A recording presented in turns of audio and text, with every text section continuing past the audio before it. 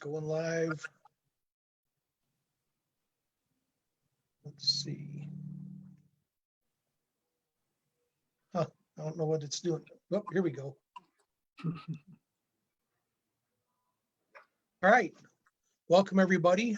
We have a little bit of a roundtable conversation planned for this afternoon. We're going to talk about race relations. My name is Glenn Kagi. I'm president of UAW Local 2250 in Wentzville, Missouri, and the creator of the Laborfront page. John Bowman was one of our scheduled guests. He's president of the St. Louis chapter of the NAACP. He was not able to make it today due to a last-minute scheduling conflict. However, we do have a couple of gentlemen with us. We have Reverend Darryl Gray, candidate for House District 77 in St. Louis, and our Civil and Human Rights Chair out here at Local 2250, Cleveland Wilson. So I'll give you guys a second to introduce yourselves and say hi. Well, hi. First of all, Glenn, I want to say thank you. I think this is a great opportunity to talk. I think that the timing of it could not have been better. And I think that your topic, Glenn, is, I tell you, I'm getting goosebumps. I'm looking forward to this. For those of you who may not know, I've been involved in civil rights for about 40 years.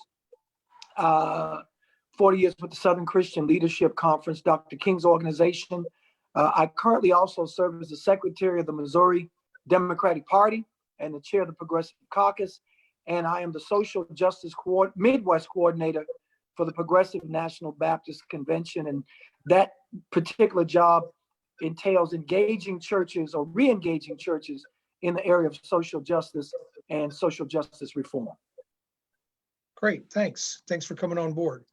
Sure.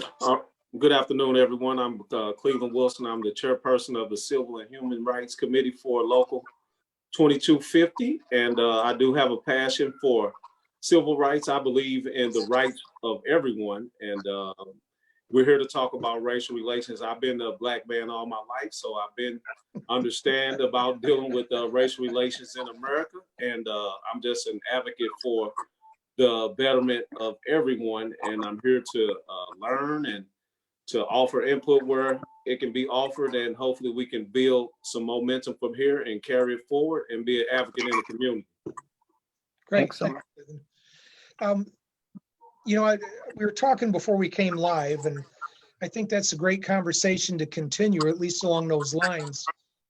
I've been involved in organized labor my whole life. And one of the things that I recognize is that it seems to me that organized labor kind of lost its path at some point in time, and we forgot that our fight is about social and economic justice for everybody. And about before the 2008 election, I wrote an article for the UAW newspaper at Chrysler plant in Fenton, and it was called Back to the Future. And in that article, I talked about the roots of organized labor are buried deep in social movements. And if we ever wanted to get back to the lofty status we as unions once held, we needed to go back to doing what made us great.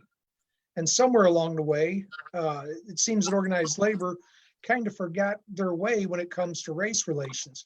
We still participate in the different organizations, CBTU, APRI, NAACP, you know, we still are actively engaged in them, but we don't take it beyond that. At least that's my opinion. And when I say we, I'm not singling out any individuals. I'll talk about me. Lately, we've seen and it's not even lately, but there's a rash of people that are killed. The young Black men can't even jog through their neighborhood without fear of being shot. I grew up playing cops and robbers, running through the parks with toy guns. All the time out in rural Missouri as a kid. And you had Tamir Rice that was shot with his toy gun. These kind of injustices are horrible. So I kind of wanted to create a dialogue about how we can start working together and build an alliance that we can bring justice and social and economic justice to everybody. And this is the first step on that journey down that path. So in the conversation, Darryl, you were giving us a little bit of history going back into the 60s. And why don't we revisit that? Because I think that's excellent Excellent Okay, yeah, and conversation. I'll be quick, Glenn. And first of all, once again, thank you for this. This is a great opportunity. I remind people I'm a product of that Southern civil rights history. Growing up in South Carolina, family working for the Southern Christian Leadership Conference. My dad was a union organizer in South Carolina, which, right to work state. I mean, it was hard being a union organizer in South Carolina, but my dad did it. I worked for Mrs. King and the King family. And so in working with civil rights organizations, you reflect back on the history. If you think about it, and I go back to the March on Washington. The March on Washington was basically financed by organized labor.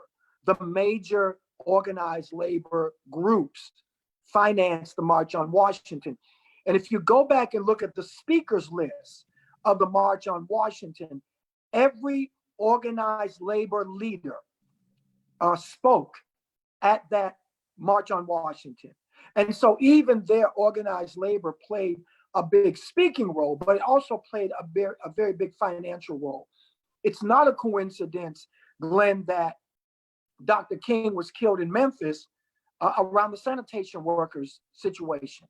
But Dr. King also worked with organized labor in South Carolina, in Charleston, when nurses were trying to organize in South Carolina. So Dr. King always understood that there had to be a relationship between organized labor and the civil rights movement, particularly, as you said, around the area of social and economic justice. Social justice without economic justice is just a conversation. And so you were absolutely right. I think where things changed, Glenn, from the mid-'60s to the mid-'80s. The mid-'80s is really where organized labor and civil rights movement kind of parted company. Reverend Jackson had just run for president, in 84? That Reverend Jackson ran for president. He had good, strong union backing. But the reality is that around 85, I would say 85, 86, there was a parting of the ways. And Cleveland will speak more to this, but I think that people who benefited from the civil rights movement, Black folk, felt that they had arrived. And I think that the same applied to the unions, that we've accomplished what we set out to accomplish together. And now we'll part amicably. And that's what happened. And it was only until more recently, I guess we'll talk about that at some point, where we came back. But it's only been over the last couple of years that we've kind of reconnected around issues of gun violence and police brutality and other things. But the relationship was tight. But we kind of figured out we didn't need each other anymore. And we kind of had an amicable divorce, or maybe just a separation, maybe not a divorce, but just a separation. Right. I think that, I've been around for a long time, and throughout the 80s, I don't know that the separation might not be exactly how I would term it. Maybe we just disassociated. We didn't stay as tight as we were, but I know that through the 80s, we were still actively engaged with a lot of the different organizations and everything, but we weren't doing the real groundwork. We kind of, everybody just posting. We quit peddling. And it seems that things are trending again with the rise in hate groups, with some of these senseless killings that have been going on, with various things like that over the last 8 or 10 years. And it just seems like it's accelerated. And I think we need to reunite and join forces and find ways to make sure that we start looking for ways to resolve some of these issues that are coming up now. Cleveland, would you like to jump in and add some of your thoughts? Absolutely. And it's just thinking about what happened during the civil rights movement when Dr. King was killed and Walter Reuther was killed. It's like back then, Walter Reuther made a way for Dr. King to do a lot of work. They worked together. So even in their deaths, that what they did still accomplished a lot. As far as like it made racism and segregation was made illegal because of the effects of the civil rights movement of the 60s. So coming into the 70s and 80s, like you all are talking about, blacks, African Americans had more freedoms and more opportunities than they ever did. And I just think that we got away from working together as a group to face these situations. And with the laws, with segregation and things becoming lawful, it kind of like brought racism out of the streets into the dinner table. So I believe that racism had become privatized for years. And over the last 8 to 10 years, we're seeing more things coming into effect now. I think it was because Obama became president, you know, because it never in my lifetime have we thought that I would see a black president, and that brought out groups from the dinner table. It brought them out into the streets, kind of like with the Tea Party thing when Obama became president, and those groups have empowered other people to bring their ideals back forward, because I think they're afraid of like a shift of power to the African Americans over Caucasians in America, which is a false ideal. But I think there's some ideals that some people live by, is which we're seeing more of a rise of these things happening. A rise and a normalization of some of it. Right. You know, that's one of the other things, and that's something that I do believe that needs to be addressed. You know, and Cleveland's heard me say it, Reverend's probably heard me say it. Our nation never had the economic woes that it has when General Motors was our #1 private employer. Mm-hmm. And now it's Walmart. We look at the St. Louis metropolitan area. We used to be #2 in auto manufacturing behind Detroit. We had 4 auto assembly plants here just 14 years ago. When you start taking all these good paying jobs out of the economy, it creates a huge vacuum. And to the young black kids, the young African-American kids that are growing up, 15 years ago, they'd see dad come home, put his lunch pail on the kitchen counter and ask what's for dinner. Those days are gone. Right. Those role models are gone with those days. And the role models today aren't the same as the role models that we used to have growing up. Look, my dad raised 7 kids on one income as a journeyman electrician in the IBEW. And when I got in trouble at school, I could tell by the click of my mom's heels coming down the hall how much trouble I was in. Right. And those days are gone, and it's affecting our entire nation, but it seems like it's more adversely affecting our African-American nation. I think we need to find ways to bring better, good paying jobs back and protecting the jobs that we still have. This is a question that might be a step in the right direction. But I think, Glenn, you hit the nail on the head. And I mean, I know my conversations with John Bowman and guys who, you know, worked in the automobile industry and others. And you're absolutely right.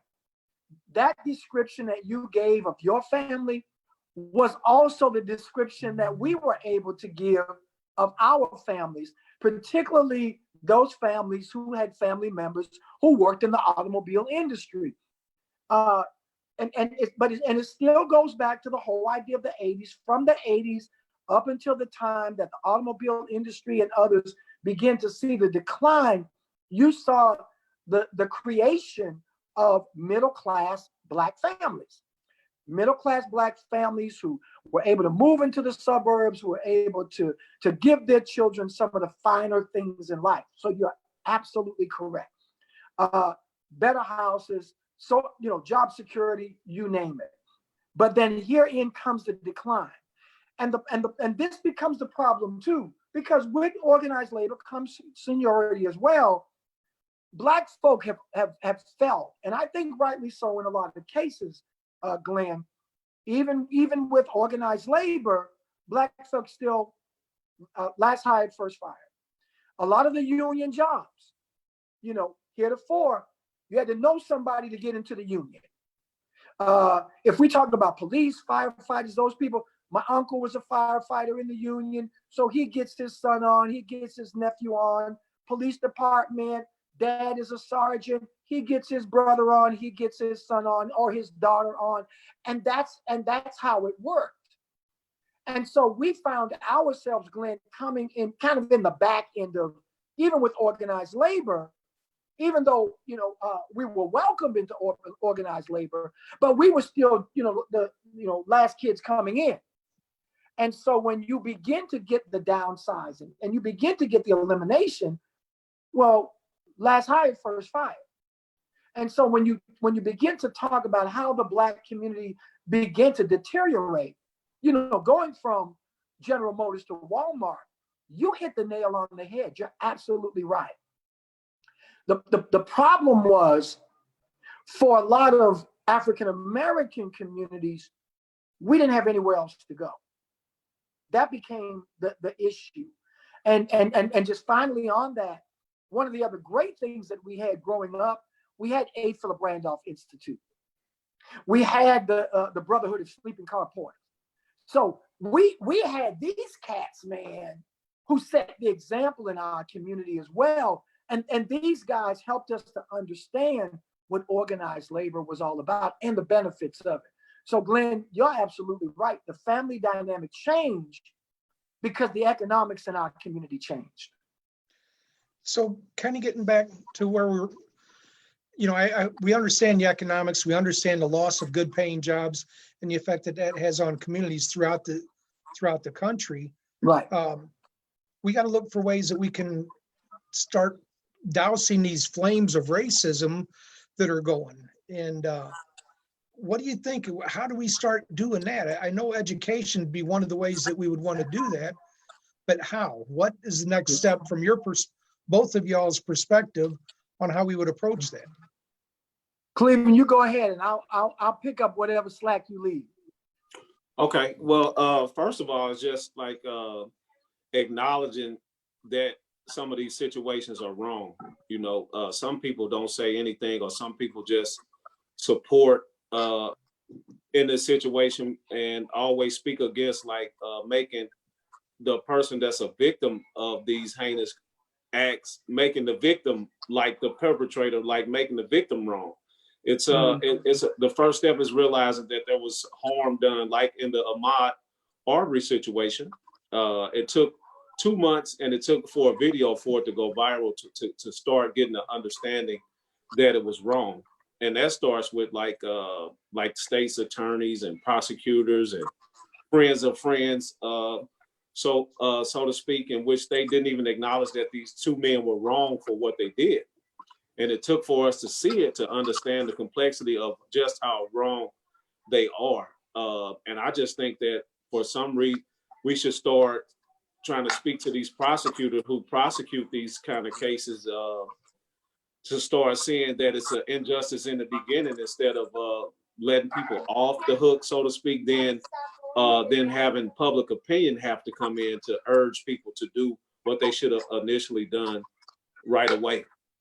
Right. And Glenn, for me, like I said, and I wear this badge of oldness proudly. I'm always reflect back to what Dr. King said, because you asked the question, how can we make the connection? Dr. King said injustice anywhere is a threat to justice everywhere. So Cleveland's right. Until we get people who are the quote unquote onlookers to injustice, to understand that they also have a responsibility because of that phrase. If the injustice can come to me today, then it can come to you tomorrow. And you can turn a blind eye to injustice because the injustice is being done to somebody who is Black or brown or red or yellow or female. But if you allow that to happen, it will ultimately come around to you. And Dr. King talked about this interconnectedness, about building alliances. And so if you look at it, we figured out, Glenn, that the only way we were going to change American society for everyone was for all of us to get involved. And so when you look at the Ferguson, for example, when Ferguson happened, people stepped up, labor stepped up, churches stepped up, activists, led by activists. You look at the Stockley movement, activists stepped up, organized labor stepped up. The alliances began to be built again, be it Trayvon Martin, Tamara Rice, Eric Gardner, Walter Scott, you name it throughout this country. Activists initiated it, churches, other organizers, labor organizers got involved. And then finally, even in Missouri, when you ask how, organized labor reached out to the churches when we were talking about right to work. Organized labor approached churches. It wasn't the churches that approached organized labor and said, listen, remember the relationship that we used to have during the civil rights movement? We need that relationship again. And so Cleveland's right. Until we begin to reach out to each other and to express and explain and educate among each other how this mutually benefits each other, then we'll stay in our silos. Labor will stay over here. Activists will stay over here. Churches will stay over here. But we've got to begin that conversation. We got to begin that dialogue to inform and to educate before we agitate. Right. Just to say one more thing shortly, I have to come to the understanding. I'm a person that supports the police officers, and because if I'm in any trouble, I'm the first person that's going to call 911 and call the police to my assistance. And we have to get rid of the stereotype that if I'm speaking against a situation, I'm not speaking against like the entire police force. I'm just speaking against an isolated incident. You know, when an incident is wrong, an incident is wrong. And I support, like, I'll tell anyone that if a criminal makes it to where he puts himself in a position to be killed and it's a lawful kill, then it's a lawful kill. But when these injustices come where they're very questionable, we have to get to a point to where it's not looked at as an attack upon the blue line, but just look at it as an attack upon this isolated incident. Right. Because I love the police. I support the police. I support the blue line. I just don't support when it's wrong and there's no consequences for when a situation is wrong. So I think we need to try to shed some light on that as well. Yeah, I think those are excellent points. And you're making a point. It's obvious. We in organized labor, as a union official and a union leader, I hear all the time about how they want to judge all union members by the actions of a few. Right. And it's no different whether it's the police, whether it's the African-American community, whether it's your doctors. I can remember probably 20 or 30 years ago, I heard an interview with Ralph Nader. Cleveland's probably too young to know who that is. Right. But he was a consumer advocate. He was talking about how the American Medical Association was complaining about the high costs of medical malpractice insurance. And Ralph Nader said the way to lower that is for the American Medical Association to crack down on the 10% of the doctors that are causing 90% of the lawsuits. It's no different. It doesn't matter what walk of life you come from, what career you come from, what ethnicity you come from, what religion. There's a certain segment of our society that kind of tarnishes the good work that we do. And and we can't make that it's well, guess what? We got another guest coming in. Must be John Bowman. You know, John Bowman is going to be busy for a couple hours, but I sent the message off to State Representative Rasheen Aldridge. Oh, excellent. And he's coming on board. Representative, how are you, sir? I'm doing good. How you doing? Good. I don't know how much of the conversation. Oh my God! Listen, you don't need me now. You don't even need me. You got Rasheen. You the man, Rev. You got the man. You know that's the man. We're covering now, multi-generations here. here. We're going to get in trouble, right? Because there are no women on here, so we're going to get in trouble. I'm just letting you know. Oh, I'm sure. This is our first meeting. We'll get going. Right. This is the first time we're having one of these conversations. And Rasheen, thanks. Welcome aboard. Rasheen Aldridge has joined the conversation. I got to know Rasheen at the strike. Came out and led us and energized our pickets, and has been doing yeoman's work up in Jeff City on behalf of working men and women in the state of Missouri. So thank you. You're a very hard worker and did a great job for us. No problem. Thanks for your leadership as well. It was so it was refreshing to be. I haven't been on a picket line or a strike line in a minute, and I hate that it had to been in that situation. But just to see the energy and all the members that was out there, they was fired up. They wasn't letting no scabs or anything in, and they were making it very clear that working families was under attack. So I appreciate you and all the UAW members and leadership for making sure that people knew about what was going on, because you're talking about people's lives that are at stake, that feed their families. Right. And the children, and be able to put away for the future. So I appreciate you so much for that. You're welcome. Thank you for coming out. What we kind of wanted to do, and I guess I don't really want to call it an awakening because I've been aware of it before, but you can only take so much. And, the frustration levels have been building over the years through Michael Jones, through Tamir Rice, all these senseless deaths that we've witnessed, and then this last one with Breonna Taylor, and then just a few months ago, Ahmaud, and I may not say his name right, Arbery.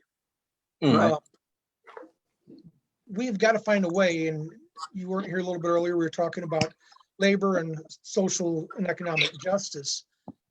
The right to life, liberty, and the pursuit of happiness doesn't begin and end with people that look like me.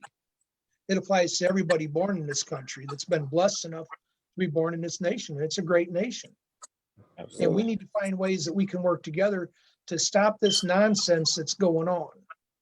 We talked about economic parity before you came in, about how things have changed throughout the last few decades. But one of the things that's really frustrating is we have got to start searching for ways to either educate or find a way to end some of this blatant racism that is becoming normalized in modern days. And as a union official and a union leader, as a human, we've got to use the resources that we can to try to stop this. And one of my favorite quotes is by Dante, and it's, "The hottest places in hell are reserved for those who would maintain their silence in great times of moral crisis." We're there. We've been there. And I have not been vocal. I have not been speaking out. And it's frustrating. I talked to Cleveland a little bit about it. And I want to initiate a program where the UAW works with our African-American communities, and we start looking for ways that we can, my favorite slogan is irritate, educate, and motivate. Irritate our people on the facts of what's happening when people are being killed in the streets. Motivate them or educate them on how we can stop it and motivate them to get out and do something. So that's kind of where I'm at.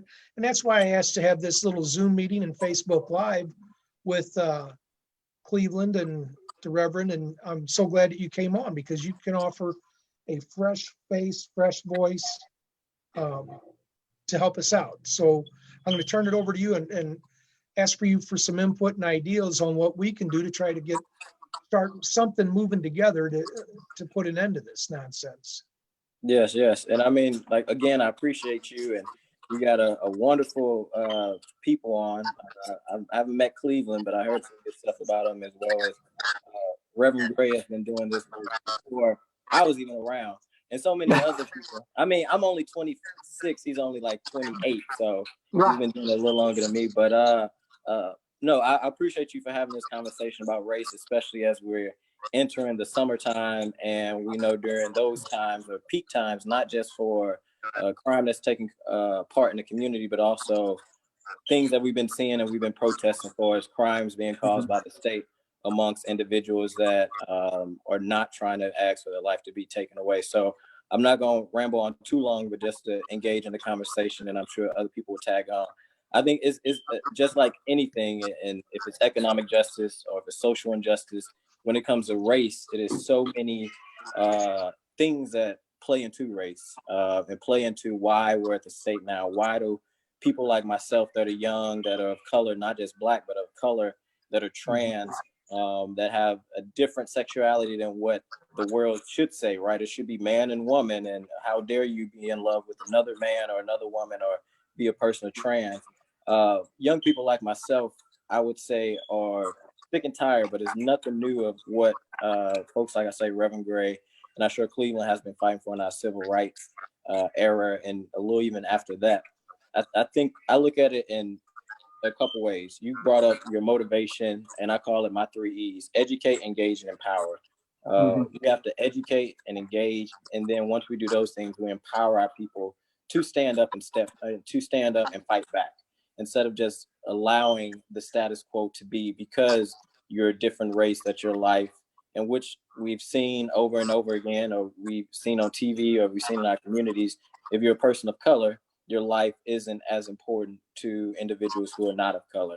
And I think a couple ways that we can kind of tackle it, and I'll just talk about 2, and you probably already hit on, is the economic side of it. And I think what you're doing as a union leader is huge, because in the Black community, we talk so many times about how unions haven't been there for people of color, how they have turned us around, or when there's jobs, they go hire people out in Jefferson, Missouri, or in Southeast instead of the own people in their backyard. And before I became part of the Fight for 15, I didn't come from a union background, which a lot of folks didn't. As we know, the union labor movement is dying, and we got to look at different ways to engage. And I think Show Me 15 and the Fight for 15 has been doing an excellent job with that, of engaging people that are not your traditional construction guys or your carpenter guys. We're giving people that opportunity to get into the union and make a little bit of money, not just for themselves, but when you work for a union, and I used to work for a union, you're talking about being able to really support your family. You're talking about livable wages. You're talking about benefits. And that can change, if not change, a person environment, living next to homes that are falling down, or sidewalks that don't even have sidewalks, and always hearing gunshots. Literally, I stay in the Old North area, and before I hopped on, I just heard a couple rounds of gunshots. So those things mentally can play on people, and it plays into that, how they interact in their neighborhood. If they're not just living, they're more surviving. They robbing Peter to pay Paul. But when you have a union job, and when we're able to open up that arena to people that are like myself, that are young and Black, that are middle-aged and Hispanic, you're talking about changing people's lives, but also in so many ways you can change their mentality. Even in the hard situations that they do have, being able to, help their mom out, so like myself, so she don't have to struggle, so the lights will be off. Just a certain stuff like detergent and toilet paper. So I think economically we have to get serious about, we know there's a lot of jobs that are providing for people low wage, but we really have to push the narrative and let people know that livable wage jobs, especially in the Black community. I just know in the 5th Ward, the closest job to me is a McDonald's, right there off Tucker Street, right? When you go in Clayton, Missouri, you see all these different corporations, and the median income is $90,000, and the income in my community is like $15,000. So we have to empower people with economics, so we can help them change their situation and even put back in their own neighborhood. And then I think a second huge part of it, and hopefully Reverend Gray will be joining me in the next couple of months. Maybe that's an endorsement, Reverend. In the next couple, I know, right? In the next couple of months in the state legislature is a lot of laws and policy that it holds a huge impact.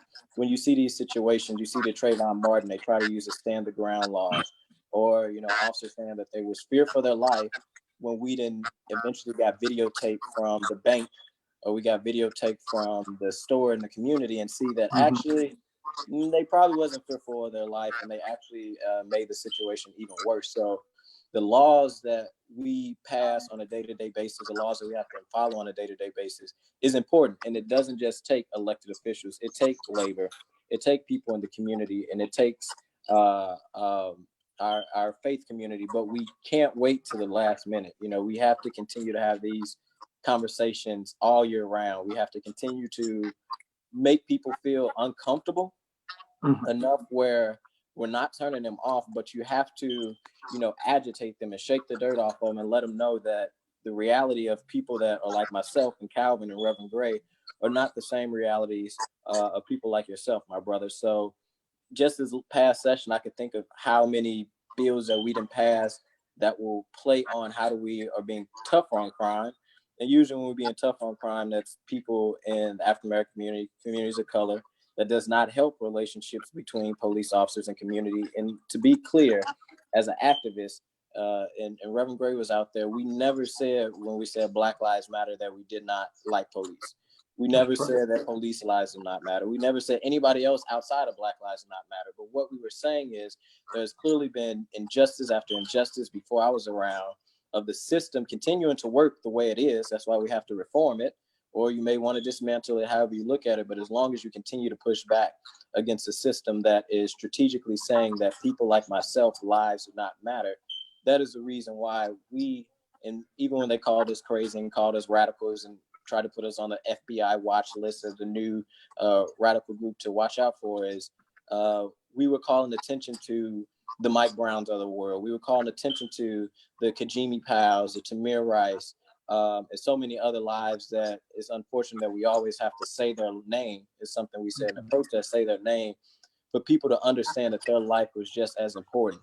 And I think in the Black community, what's frustrating is when you see encounters with people that are not of color in a law enforcement, they're able to apprehend the suspect. The story in the media is totally different from a Mike Brown. You know, they were a genius and mentally ill and they needed help. So it is these outside of the economic system, so many laws. We recently just passed one that is trying to increase people that have fentanyl, which is not a good drug, but a milligram of fentanyl is an additional 30 years. We're not looking at how do we rehabilitate people, but we're looking at how we continue to lock them up and throw them away. And when you do that, it's like a dog. Instead of, you know, training them the right way of, you know, go use the restroom outside, but say they do it on an accident inside and you whoop them or you do things you shouldn't do to them, or even a child, they rebel. And you have people of color that are constantly seeing these images and seeing these bodies slain on the streets, and the media doesn't make any better. And then when you look at the laws in our state in Missouri, it makes it even more reinforcement to police officers, where we feel like they don't care about us, so why should we care about them? And that's not, and I'm not saying anybody's wrong for that mentality, but that's not the mentality we need to move our communities forward. And I think a lot of people that do have that, they don't care about us mentality, understand that we do have to work together, but why should we be the ones always coming to the table first if we're even allowed at the table? Sometimes we got to set our own table up and bring it in and make people feel uncomfortable. But why do we have to continue to come to the table first when we know that if it's the Ferguson Commission or many commissions before that, or if it's studies that came out that people of color, one, are being used as cash cows with some of these municipalities, people of color economically, socially, educationally, and now we're in this coronavirus and we all want to get up in arms of, oh, wow, it's happening in the Black community. But the reality is we haven't had access to quality healthcare. There's not one hospital north of Delmar, and that was strategically done due to a political system trying to shut down Homer G. Phillips and keep City Hospital on the south side. So I think as long as we continue, and all of us are in very key positions and in spaces that people that live in Carr Square, people that live in Ben Park can't be. And sometimes we wasn't there, so we can't get privileged enough to feel like we've made it, but we have even a bigger obligation to inform people in those spaces. Look, only way this gets better for us is a safer community, which we all want safe streets. We all want to live in a neighborhood where we have healthy homes, healthy communities, but it's going to take us coming together, and it's also going to take a lot of uncomfortable conversations. It's going to take some radical moves, however you want to look at it, reformist moves, whatever talking point, or, you know, we all have these progressives, we all have these titles we like to use, but we got to do things that we haven't done. And people that have been on the side of not receiving it have to also understand that it's going to get hot and it's going to get heated, but it's all coming from a place of love if we want to move forward to make sure that, you know, this thing that we talk about, race, which isn't going to change in my generation or in the generation after that, but what our goal is to chip away at it to make it more equitable for everybody. It's going to get uncomfortable, it's going to get heated, but we have to have these conversations, and not just the conversations. like I say, people on this Zoom or in leadership positions, we have to take it back to our own leadership roles and make those changes. And people don't feel uncomfortable, but in the long run, we probably won't see it, but we know that we're going to save lives, and we know we're going to change the outcome of people feeling like the police don't care about me, or white people don't care about me, because I constantly live in poverty. I constantly see and hear gunshots and my friends being, massacred. I constantly see my mom and my grandma working 2 or 3 jobs, while you see other folks, being able to work one job, livable wage, and nothing to struggle. Nothing's going to be perfect. We know that only God and the Creator and whoever you give praise to is perfect, but we can make it a lot better than where we are currently right now. Can I ask Glenn a question? Yes, sir. Because I know Glenn had some questions of us, but I want to know, do you see the parallel in what you said? You said instigate, educate, and motivate. Rasheen said educate, engage, and empower. And then I said information, education, and engagement. All of us, I almost wanted to say 3 generations, but all of us are basically saying the same thing. And we're saying engagement, but I think we all understand, and Rasheen, you weren't at the beginning, but Glenn made it a point that if we're not informing and educating each other to get past, as you said, it's going to always start uncomfortable because we're coming from different places. Even Rasheen and I, we're both activists, but Rasheen found a way, Glenn, to move from protest to politics to creating policy. And other young people like Steve Roberts, Wiley Price, Rachel Prouty, Kevin Windham, all of those folk too, protest, politics, policy. But it starts with what you said, Glenn. If we are not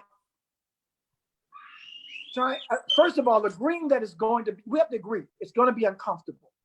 It's going to be, because we're coming from different places, but we are committed enough to social change to work our way through the uncomfortable. I'm only running, in the 77th district because Rasheen ran. That's the only reason I wanted to be. I'm running because Rasheen ran. Rasheen encouraged me. I didn't encourage him. He encouraged me. But Glenn, if labor doesn't get involved, and it's uncomfortable for us too sometimes to talk about what's happening with police, with labor, because when you look at the POA and the FOP, they're both labor organizations. They're union organizations. Yeah. And sometimes when we say something that goes against inappropriate action on behalf of police, as Rasheen said, it does not make us anti-police. But when we come to labor kind of said, well, wait a minute, those are our brothers and sisters in the unions.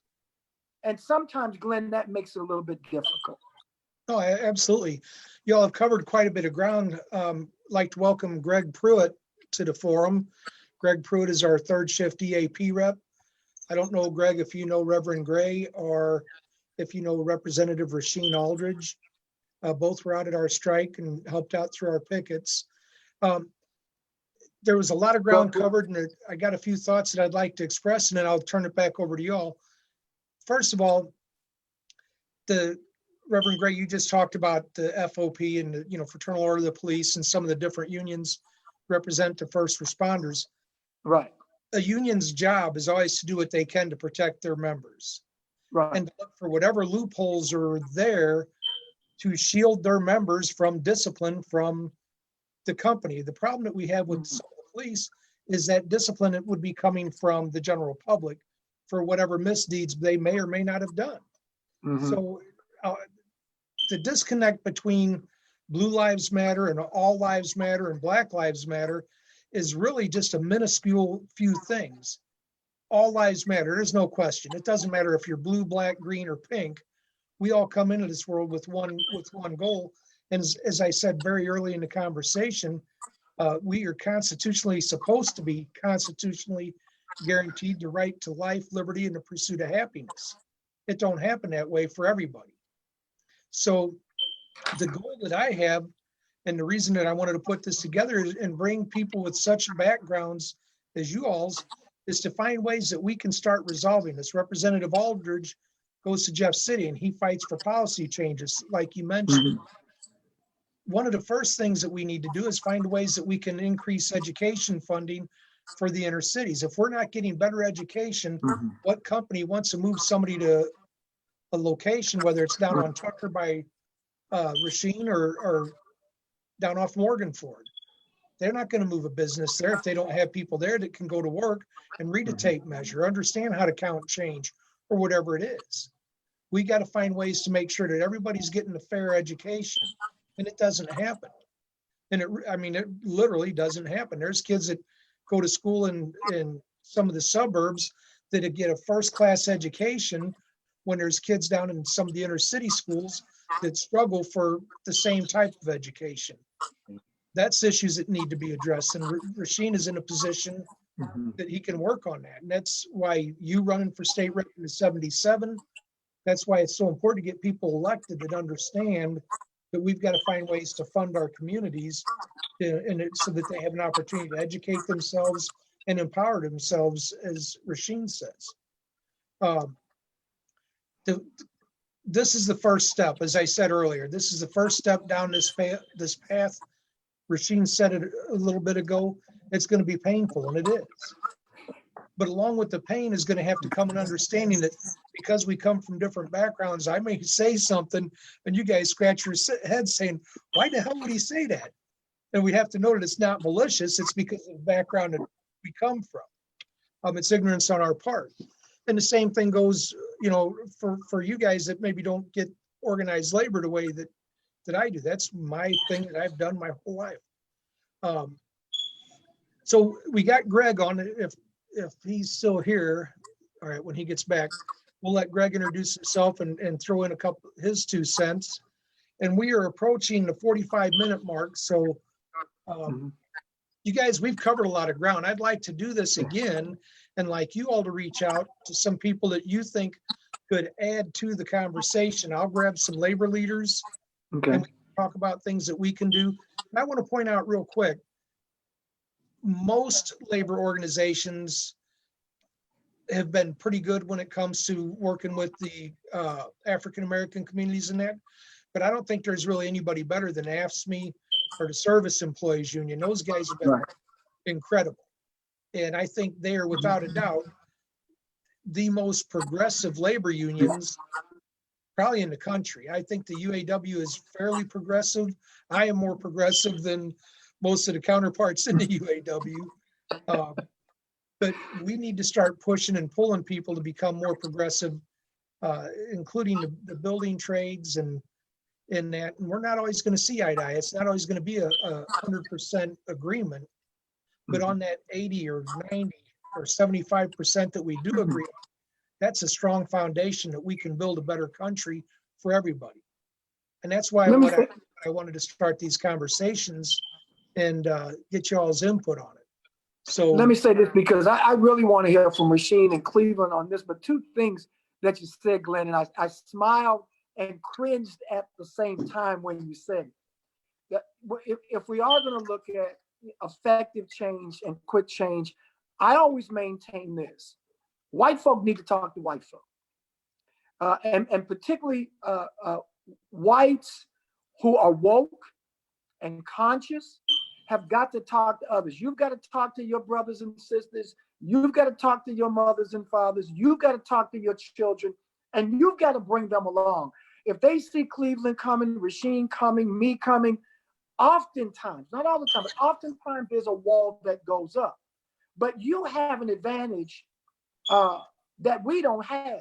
You can get the white folk a lot quicker than we can. And so we're counting on people like you and others, Crystal Quaid and Peter Meredith and others, to have those, and Nancy Cross, to have those conversations. And then finally, when I smile when you said that, but I cringe because And Rasheen, you help me out on this. When people say, we understand that Black life matters just like blue life matters, just like all life matters, that's when we cringe. And it's not because it's not true. It just seems not to be true enough for us. And so when we say, and I've heard Rasheen and Bruce Franks and Tori Russell and Corey Bush, they say, listen, y'all don't get it. When we say Black life matters, we're not discounting anybody else. We're just saying, everybody already knows that you guys' lives matter.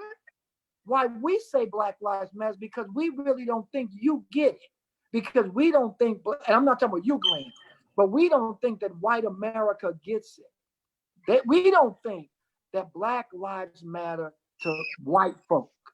And so that's why when people say Black lives matters, and then Rasheen follows it with blue lives matters or all lives matters, sometimes we say, we still got a little bit more education to do. Can you help me out on that one, Rasheen? Did that make any sense? Hey, Greg's on, and I'd like him to take a minute and introduce himself. Okay. And I appreciate him taking time out of the schedule. He would have been here earlier, but I know he had some family business to tend to. So, Greg, you want to introduce yourself and jump in the ring? He got to be unmuted. I think you can do that. Or he could do it also, but he got to be unmuted. Let's see. Try that. Unmute. Huh. Let me unmute all. There you go. There you go. I'm unmuted now. Can you hear You're me? unmuted. You can talk. Okay. Hey, what's up, fellas? I'm glad everybody could do this little summit. My name is Greg Pruitt. I'm the EAP rep at General Motors third shift. EAP is I don't know if you guys are familiar with EAP, Employee Assistance Program. You know, I got the resources to get people checked in the facilities if they need it, if they got rehab, drug problems, alcohol problems, and things like that, food pantries, and paying their bills and utilities and things of that nature. But yeah, I've been listening to you guys conversation, and it's a great conversation. Like Rashid was saying, and Reverend was also saying, we have to get people that don't look like us to understand that when we say Black Lives Matter, we know all lives matter, but we just saying our lives matter too. We want us to be treated as our counterparts are treated when it comes to law enforcement. We want us to be treated as our counterparts are treated when it comes to getting a home loan. We want us to be treated as our counterparts are treated when it comes to being a CEO of a company, moving up in a corporation.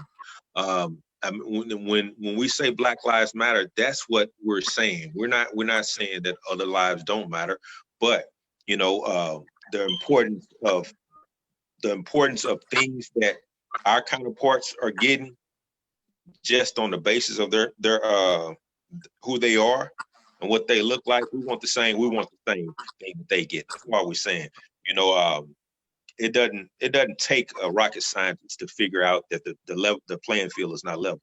You know, some people are don't like having this conversation. They like to be silent about it, and being silent is just as deadly as being complicit in it. You know, I mean, we have to, like the brother was saying, Glenn. You know, people like you have to get involved to reach people that look like you. You that look like you, Glenn, can reach people that look like you, like he said, sooner than we can, to get those people to understand that we're just one human race. Yeah, we are different colors, but we're just one human race. Everything, the affirmative action, the what we believe in, the marches, the civil rights, everything is for people and level playing field. That's all it is. You know what I'm saying? That's basically what it comes down to. All of us want be on the same level playing field that everybody else is. And we all know in one particular area, when it comes to the criminal justice system, that's not the case. That's not the case at all. And in order for, you know, we just gotta we got to continue to move forward and take and do the things that we're doing right now. Talk about it, but we also have to make moves. We also have to make moves. We have to reach out to people in our community, aldermen. My guy Rashid, he sounds like he's got a lot of pull. Reverends, mayors, lawyers, doctors, everything like that. I mean, those people are valued. Those people have connections, and those are the people we need to reach out to gravitate, because they have connections in other places that we don't. You know, doctors have connections in places that we don't. Lawyers have connections in places that we don't. And it's just a matter of us getting people. Not everybody wants to understand Black folks. Now, let's be honest about that. Not everybody wants to understand our struggle. You know, and it goes back to the 1800s. Some people don't care. A lot of people don't care. You know, but when we get people like you, Glenn, who brought this forum together, and if we can get a base of hundreds and thousands of more people that, I mean, it's just, you can touch so many people, and you can connect and network with so many people when you have, we can say so much, and some people are going to hear like you, Glenn. But with you, coming to the forefront and saying, hey, I see where these people are trying to go with it. I understand what these people are trying to do. You can reach a whole different base of people when it comes to these forefront issues like this. I've been saying for years, more than a decade, that the roots of organized labor are buried deep in social movements. I've been talking it, and I believe it with all my heart. But at some point, you got to quit talking about it and actually act on it. And it's taken a while for me to figure out that maybe that's where I should be and what I should be doing. And I think it's fair to say that there's 5 people in this group right now. All 5 of us could go and we could say the exact same words to the people that we hang out with every day, and it would have a different meaning than if I went to Reverend Gray's group and I said the same words the Reverend spoke. Or I went to Rasheen's group and I said the same thing. We speak to a different audience. And I think we've got about 5 minutes and we're going to wrap up here. I think the most important thing we can do is create the dialogue. And now that it's created, it's up to us to figure out how we want to build on that. I appreciate everybody that came on and took time to share their thoughts and ideals with us. We have elected officials, we have reverends, we have union officials, we have our civil and human rights. It's important for us to start a dialogue, and it started. It's not going to be easy. It's going to be painful. And as I said earlier, there'll be times you all might walk away from here scratching your head saying, what the hell is he thinking? But at the end of the day, we got to realize that we are on the same team.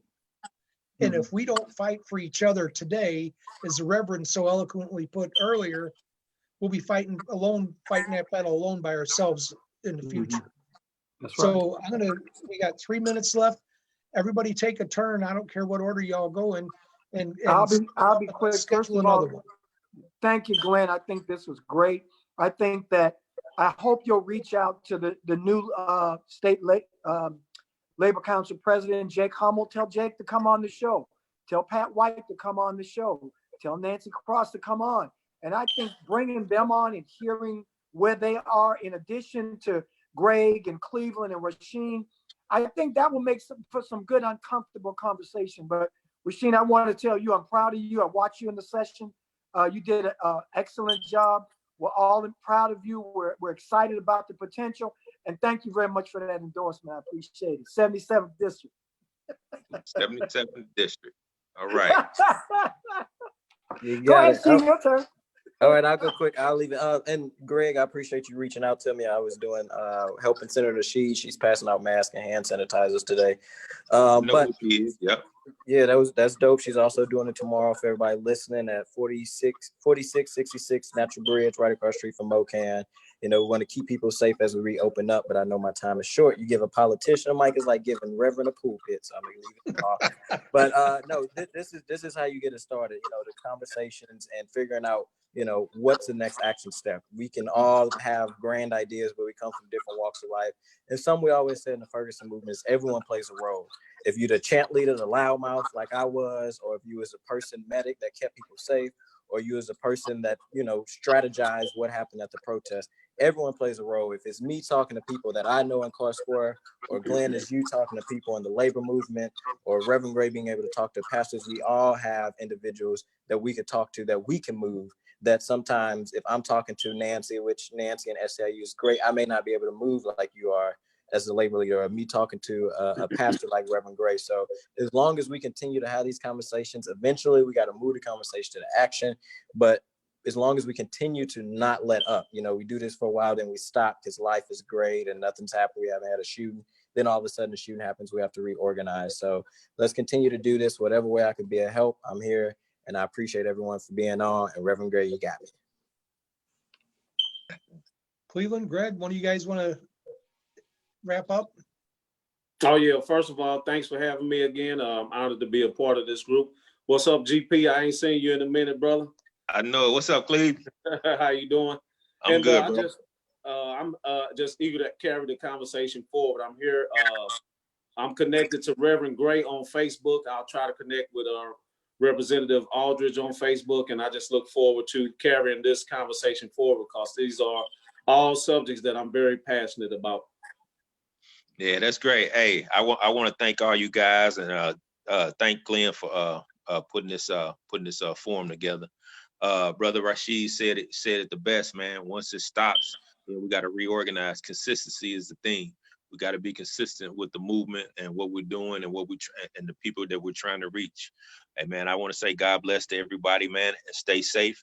Protect you and your families. Thanks, Craig. On the consistency part, we'll set something up again one day next month. It'll probably be on a Wednesday about the same time. And we'll reach out. If each one of us brings somebody new to the table, we'll be bringing in new conversation, new discussion. And I think the closing comments here, we got to know that it's going to be a painful conversation. We got to know that we may not agree 100% on everything that's said, but we got to know that we're also on the same page. And it's like having a locker room conversation. Sometimes you got to grab the guy up by the jersey and shake him a little bit and help him figure out exactly what way he's supposed to go on that route out running his pass. So we're going to be fine, and we'll stay consistent. This isn't something that's going to just die off regardless of how it works. Guys, thanks for coming on. Next time we got to make sure we have a woman or two on, because Absolutely. I know we'll catch a little bit of heck for that. But oh yeah. Greg, Cleveland, Rasheen, Darryl, thank you guys for coming on. Rasheen, I'm proud to know you, buddy. I told you when we were in Jeff, when you came out here for our strike, it didn't take long at all to see that you were going to be something special, and you have not let down. You've exceeded, brother. So it's an honor to know you. Thank you. Yeah, the young brother blazing the trail, man. Oh man, Absolutely. Is he ever? Guys, thanks a lot. Guys. Close this out. Share it. I'll make it so you can share it to everybody, and let's keep this dialogue going. Thank you for your time. Absolutely. Everyone have a great day. All right. Stay safe. God bless.